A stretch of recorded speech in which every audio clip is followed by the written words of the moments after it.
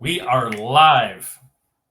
Welcome to the North Dallas podcast, where we not only bring you the latest insight into the North Dallas real estate market, but also exclusive perks to our loyal listeners.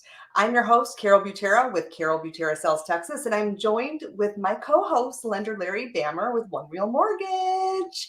If you're in the market for a new home and looking for a dedicated realtor to guide you through the process, stick around until the very end of the episode because of how I feel so passionate and strong about our guest today. There will be an offering I'm going to provide to our loyal viewers. So remember to like, subscribe, hit the bell notification so that you don't miss any of our information and our exclusive viewer offerings. So now let's get into this.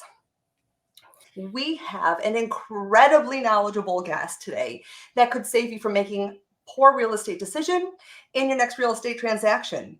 To brief you on our guest, Chris Shack of Shack Inspections, he's educated thousands through his TikTok, Instagram, Facebook posts, and has quite the following. He's a master home inspector with over 14 years experience inspecting homes in the Dallas-Fort Worth Metroplex. He's an infrared certified, a FAA drone pilot, a pool operator. He also brings a humble sense of much needed humor to these difficult situations. It is my pleasure to introduce Chris Shack of Shack Inspections. Welcome, Chris. Hello.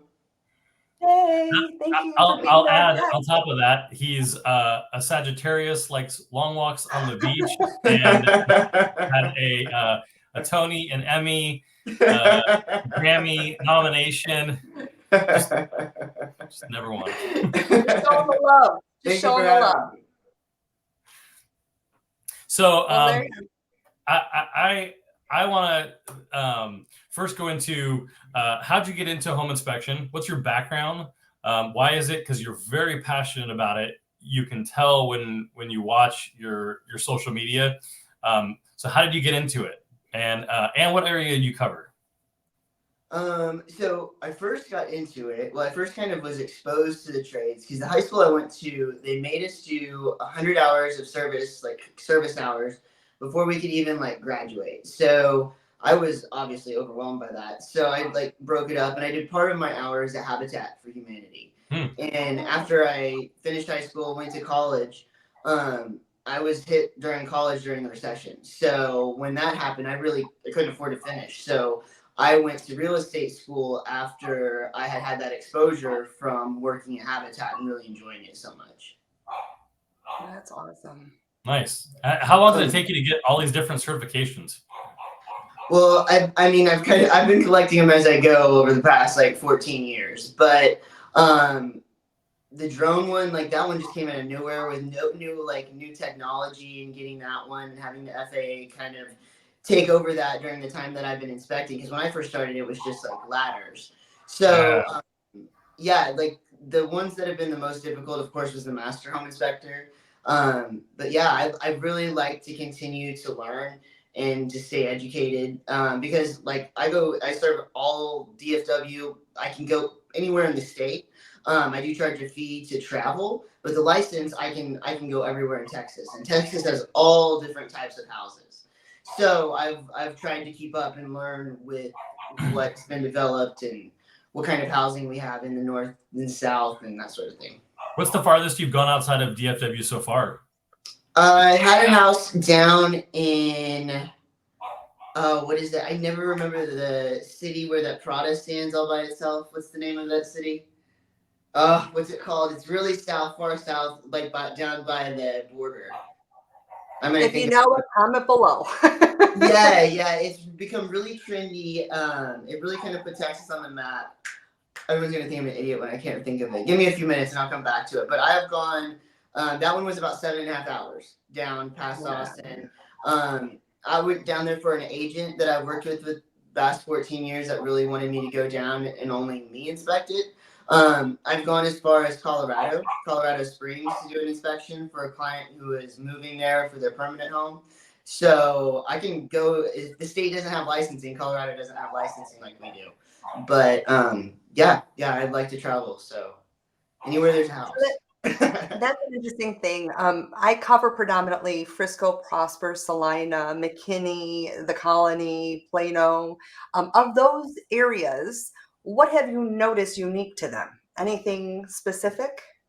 Like, so when if you're gonna work in the Colony, Flower Mound, Irving, you're gonna run into like even more foundation issues than what you're gonna typically run into, because there's a higher clay content in Irving and the Flower Mound, especially like the epicenter for me is like Las Colinas, and then it kind of moves out.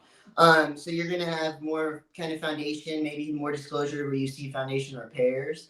But in terms of styles of houses, you're gonna have every different style in every city, but mostly because we have a high clay content in the soil, most people are paying attention to foundations and that sort of thing. Okay. Marfa, that's where the city, that's the farthest Texas city, Marfa. Okay. Gotcha. Gotcha. You came up with it. You got it. I told you, yeah. Are you noticing when it comes to termites and stuff like that? I know when we moved here, we relocated from Illinois. We were strongly encouraged to get a pool inspector, the home inspector, and also termite inspections. Is that typical for Texas? Okay. Yes. So you Especially encourage all. with existing construction. Yes. Termites are native in Texas, so we're kind of invading their space. So when you have termites that are native in your land, if you have like say a water leak you don't know about, the termites are going to be attracted to the water. So that will bring them closer to your home. And if you have any exposed wood close to the house, they go, "Oh, what's this? We've already been attracted to the water." And then that's kind of how they make their way into the houses. So when they're, in the soil already and just kind of waiting to be attracted to the houses, you're going to have a large content of houses that have had termite treatments, that have need them. Termites and foundation issues are not like as scary to me as like, some other kind of structural issues that you could have, like attic damage or that sort of thing in an older home. Just because we're so used to fixing that. Foundation So they are correctable. Very, very fixable with the foundation issues. Termites have been, for me, I don't see as many termites as I did like 10 years ago. I think just because they've been treated so well that they're not what we like picture when you see like in Hawaii. They have really invasive termites. We don't have the kind of termites like the Formosan termites that they have, say in the Houston and this further south in Texas. Ours are a little bit slower, so we don't have as many of the horror stories as they do. So speaking of horror stories, there's a video I want to show, and maybe you can explain to us what we're looking at. Yeah, so I do a lot of moisture work, a lot of moisture intrusion, I have a lot of clients who have random water leaks that they just can't figure out.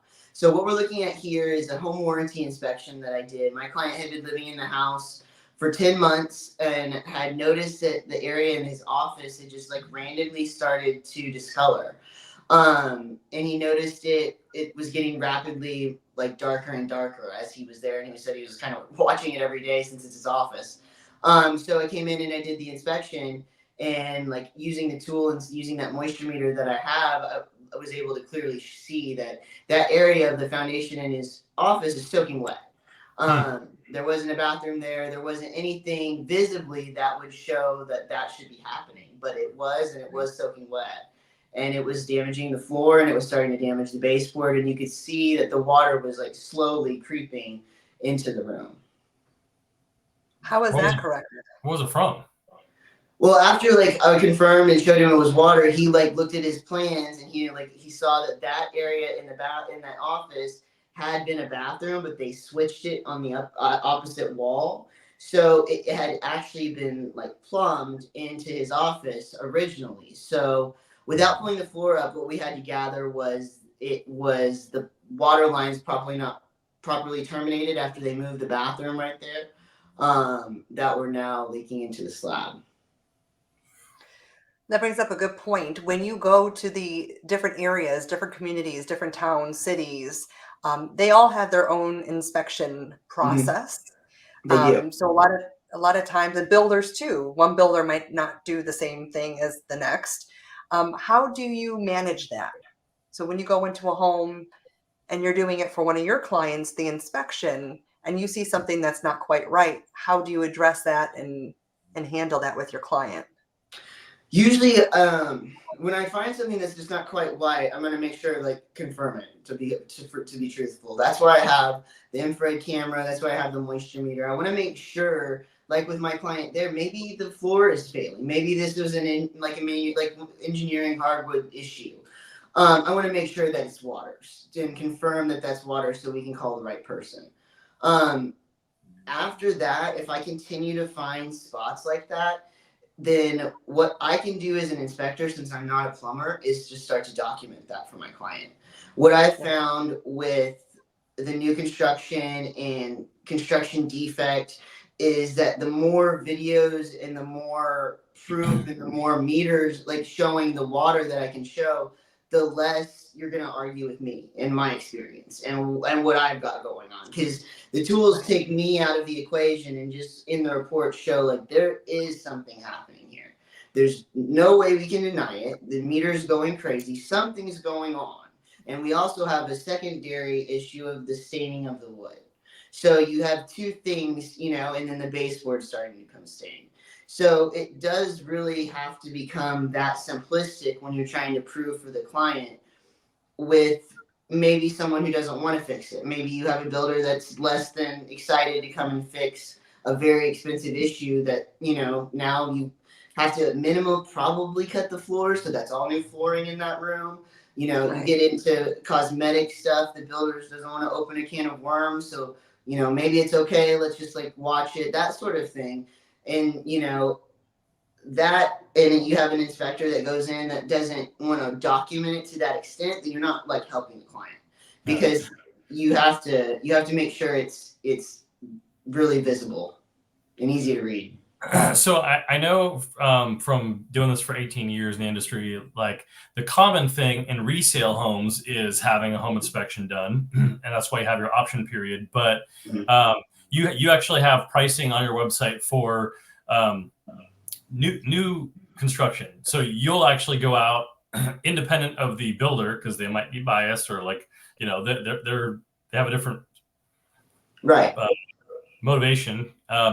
And you'll do several different inspections throughout that build.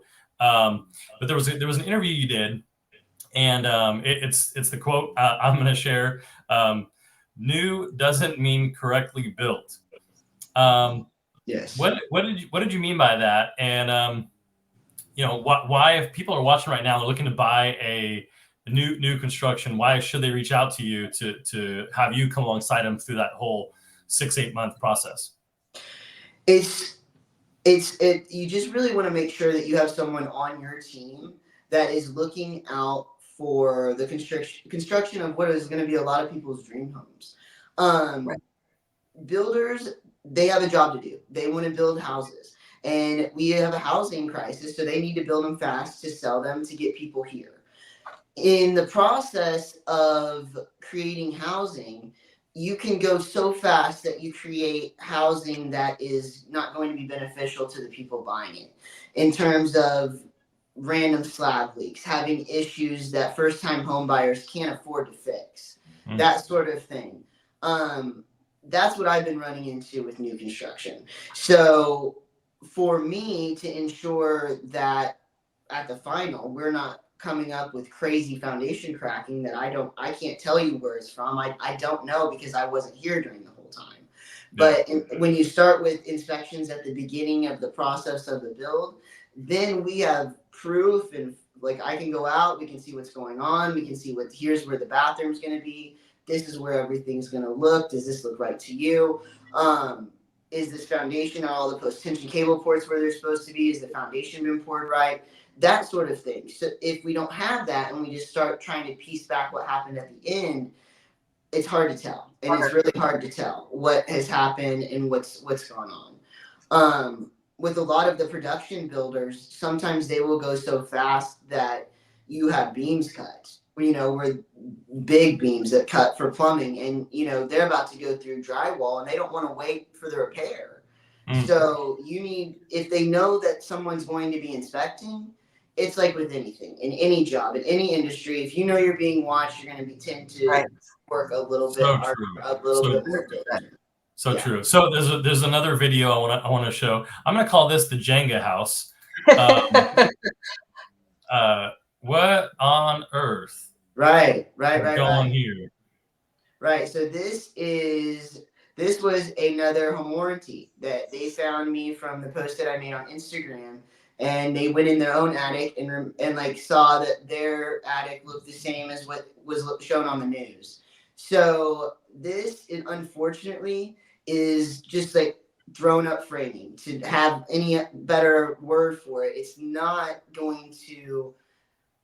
I mean, the engineers I've spoken to and the clients I've had where they've had partial cave-ins of their roof, when you have a snow load and an ice load on the roofs, that kind of those kind of connections and that kind of support isn't in a like with a concentrated load. You could have issues. I have clients. One of my biggest complaints I get with my home warranty inspections is they say that they hear cracking or they hear creaking and they hear the attic cracking. And like that's not. I mean, up until the last 4 or 5 years, I'd never heard that in my home warranty inspections. Cracking. It was caulking. We need more caulking. The counter's not caulked. Now we hear cracking. We have cracks that run up and down through our walls. It's things I've never seen before. Yeah. What are we looking at here? This was another client who found me on Instagram. He's like a captain for Southwest, so he moved here for his job, bought one of like a really nice house out in Prosper, and the builder told him, we have our own inspections. You don't need to get your own inspector. You don't need to do it. So he had no inspections of his own until the 11-month home warranty inspection when he had me come in. And then what we just saw is what the after effects of what framing looks like when it's not strong enough. You start to have all of the beams twisting from the load pushing down. So as we were going through his attic, I was showing him like every single hip beam had started to twist, which was causing all of the other hip jack rafters to push everything out. So his house was twisting. Yeah. And and those are huge structural issues to have to sit down and tell someone, or to even have to hear in a house that you spent your life savings on, because these are not like, maybe you wouldn't be right if it was like $200,000 to $300,000 houses, but these are $1 million plus houses where we have big structural things happening. A lot of newer construction, but I think some people are just, nowadays compared, like you've been doing this for a long time. So 14 years ago, they didn't have the technology, the energy efficiency, Right. stuff that they do now. How does the technology and energy efficient appliances and stuff play a role to what you're doing now? So I do a lot of infrared. Infrared is like how you can see like air leaks and like water, like window leaks. So the houses, efficiency wise, have been pretty good. Even the new construction, you're going to get 14 inches of insulation. Most of the time, you're getting the radiant barrier decking. So you're getting that, that nice kind of cooler attic. Where you have an older house, you may have not as many vents as you need, and then the attic may be getting really, really hot. So that's kind of the thing. If you want to improve efficiency, the easiest thing to do is add insulation in the attic. When you do that, you'll need to add ventilation to make sure that you have enough airflow through the attic, and then duct sealing. What I've noticed even in retrofits of existing homes and new construction, the duct sealing, where you actually like take mastic and seal the ducts to the plenum and make sure it's done, they're skipping that. So I just see ducts zip tied in, and then you don't have the actual last step done. And like duct sealing makes a huge difference. I've read it's like either between 20 or 30% in some cases. So adding insulation and making sure your ducts are all sealed, you'll really improve like efficiency. Yeah, we've been getting a little stronger winters, a little bit more impactful winters. And then we've got our spring into summer tornado, high winds, hail here in North Texas. Do you see how are the homes handling the Texas weather overall? Existing homes, like brick homes, usually don't have like an issue. The homes that like I'm worried about are the newer construction. We didn't this year. We didn't get any snow this year, but I don't know if you remember when the Super Bowl was here and we had like ice and snow on the roofs for it was like 7 days. So that kind of event is what I'm more so worried about. High winds, of course, on those houses that where the decking is barely nailed to the rafters and everything like that. Uplift, that sort of thing. But on existing houses, you know, I think that the hot attics is going to be the biggest issue with the existing homes. Just making sure the attics are properly vented, and if you have a newer home, it's going to be like storm damage. If we have a bad storm. What's your advice for new home buyers, first-time home buyers that have never gone My through advice would be like a walkthrough before? First thing that I see people mess up with is not getting an agent. You need to get an agent to represent you.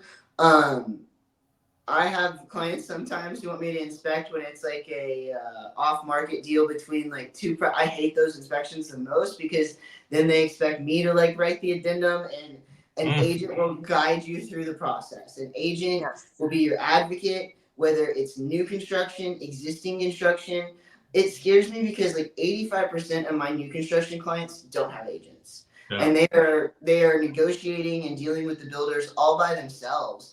And here in Texas, you really need to have an agent who knows what they're doing, who knows what contracts you're signing, who knows what should be happening, to be there and advocate for you. And utilizing their team, because that's the thing. If you've moved here, we don't have a lot of strict regulations on contractors and that sort of thing. So getting a good agent with a good team that can introduce you to people, like introduce you to inspectors or appraisers or like anybody you need, then that's going to save you a lot of time and money in trying to weed through the internet and people. Because with real estate, it really is like, my Google reviews are terrible. You would think I was like an idiot from like how I'm not good at asking for reviews over the past 14 years. So real estate really is like the last industry, I think, where it's a lot of word of mouth still, where it's like you need somebody who knows like the best people to call and get it done. Right. Well, that being said, if you are watching this and you find value in what Chris is sharing, what's your Google My Business page? Where can they go and write a review for you? Oh, you can go to shackinspections.com on Google. Yeah.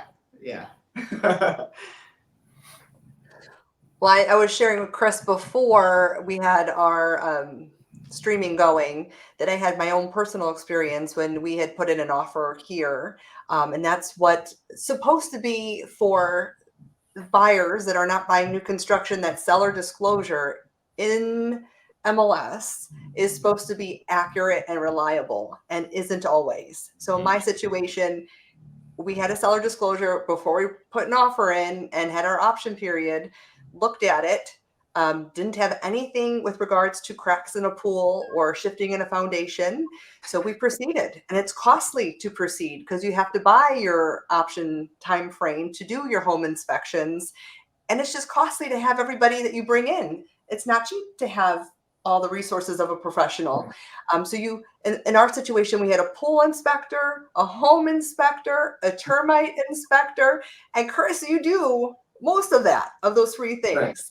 Right. And the things that we found was a crack in the pool because the ground had shifted so much, and the house was twisting, like you had mentioned, and certain windows would not open.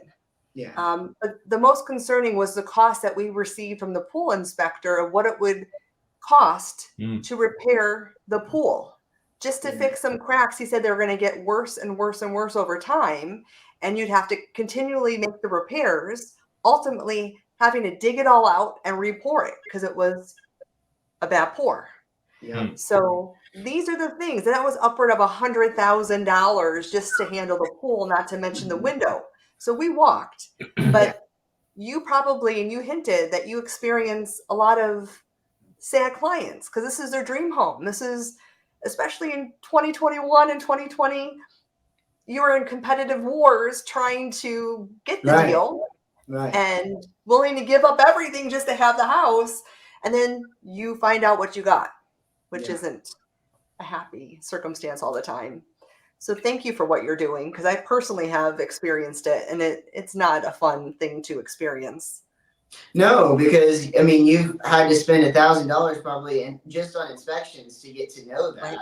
and send money to title probably, so that you can't, like, you know what I mean. And now you have to go get that back, and when they could have just disclosed, and so it is so frustrating. And like you're saying, like, first time home buyers are not going to understand that, like, I mean, it seems like it's going to be like a 1 in a million, like they're going to see like $100,000 bill. But like your issue, like, pools are very expensive if they're done incorrectly. So you easily could spend $100,000 on that. And when I first started this, I would have never even thought, you know what I mean? Like, you just never think that it could be that much, but it can be, because it can be that wrong, unfortunately.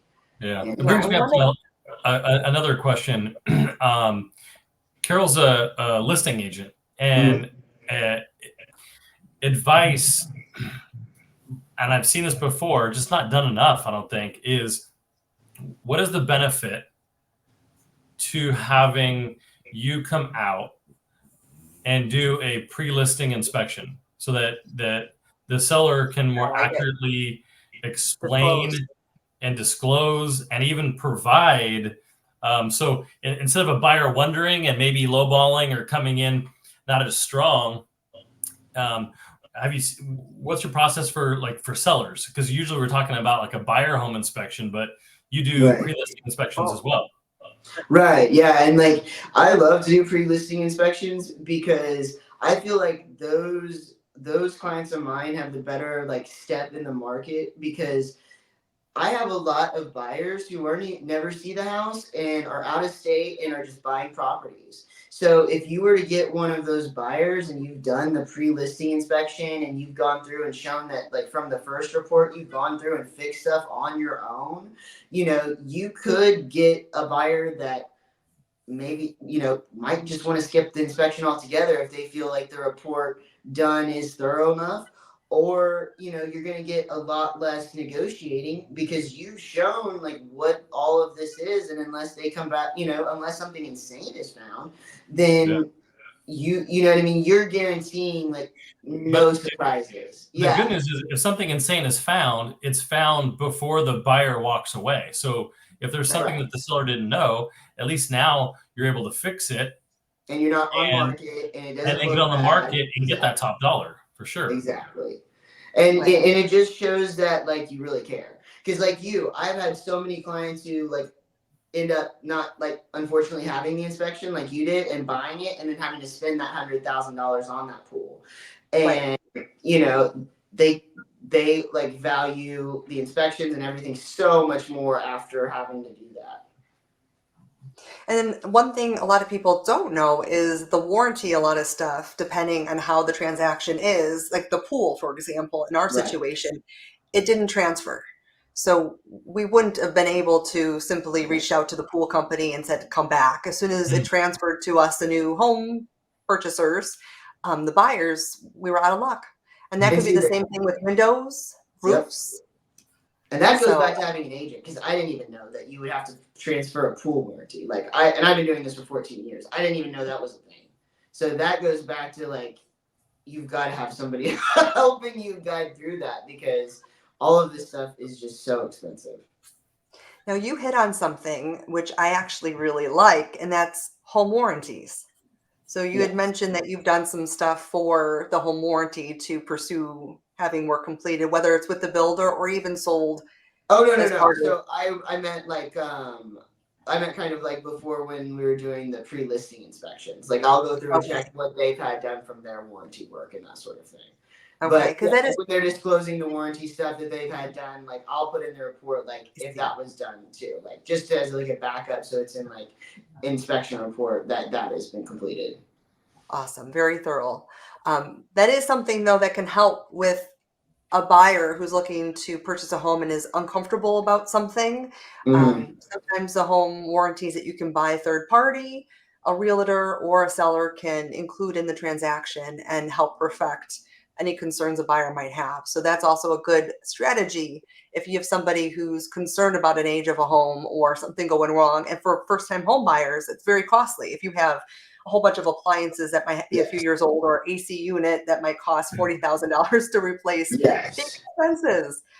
So Yeah, the something home to think warranties about. that don't have like any like pre-existing conditions and that sort of thing, they're Right. awesome. They have really helped my clients with whether it be new condensing units because of the R22 shift and that sort of thing. But yeah. So Carol, you have a you mentioned at the very beginning of the podcast that you had some special offer for your clients. I do. And well, for anybody who's viewing this podcast and finds value of it, because of my own personal experience, I am extremely passionate about helping people. And it's no fun to find out the dream home that you're pursuing has defects and that you're going to potentially have to walk away. So if you choose me as your realtor for the year of 2024, I can help you through it. I've been through it personally. I've helped others through it. If you just let us know, North Dallas Podcast is where you saw this from, and Chris Shack, I will go ahead and reimburse, if you utilize me as a realtor, the cost of an inspection at close. So basically, you're going to get a free inspection if you utilize me, because you need to get an inspection, in my opinion, on every real estate transaction. So just mention North Dallas Podcast, and I will take care of you. Thanks. And thanks for tuning in and watching. I hope you found this tremendous value. I know I did, since I'm in the middle of building right now. Thank you so much, Chris, for joining us. And stay tuned for our next episode next week. Thank you. Bye, guys.